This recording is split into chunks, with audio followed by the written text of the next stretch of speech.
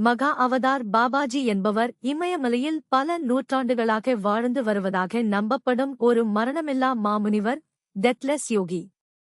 உலகெங்கிலும் உள்ள யோகக் கலை ஆர்வலர்களுக்கு இவர் ஒரு ஆன்மீக மர்மமாகவும் வழிகாட்டியாகவும் திகழ்கிறார். அவரைப் பற்றிய முக்கிய சிறப்பம்சங்கள். 1. கிரியா யோகத்தின் தந்தை. மறைந்து போயிருந்த பண்டைய கிரியா யோகக் கலையை மீண்டும் உலகிற்கு அறிமுகப்படுத்தியவர் பாபாஜி.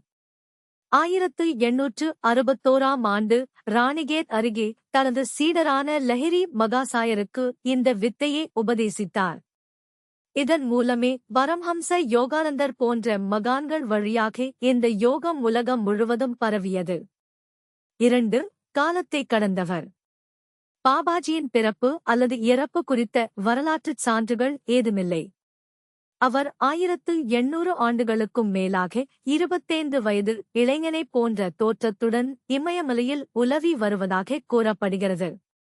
அவர் எப்போதுமே ஒரு குறிப்பிட்ட இடத்தில் தங்குவதில்லை, தனது சீடர்களுக்கு தேவைப்படும்போது மட்டும் காட்சி அளிக்கிறார். 3. ஒரு யோகியின் சுயசரிதை, ஆட்டோபயோகிராஃபி ஆஃப் அ யோகி.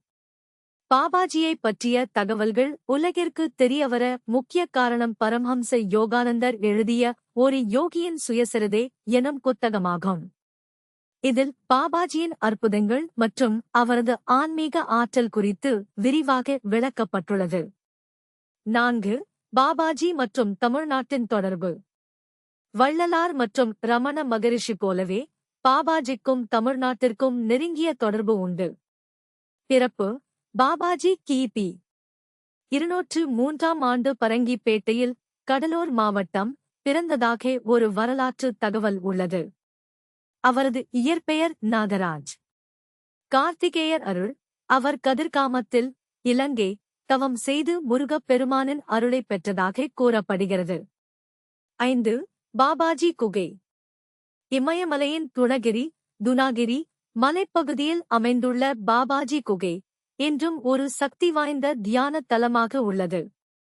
கிரியா யோக பயிற்சியாளர்கள் மற்றும் ஆன்மீக தேடல் உள்ளவர்கள் இக்குகைக்கு புனித பயணம் மேற்கொள்வது தொடர்ந்து அதிகரித்து வருகிறது. 6. போதனைகள். பாபாஜி எந்த ஒரு குறிப்பிட்ட மதத்தையும் போதிக்கவில்லை. மாறாக, ஒவ்வொரு மனிதனும் தியானம் மற்றும் மூச்சுப் பயிற்சி, கிரியா யோகம் மூலம் தன்னுள் இருக்கும்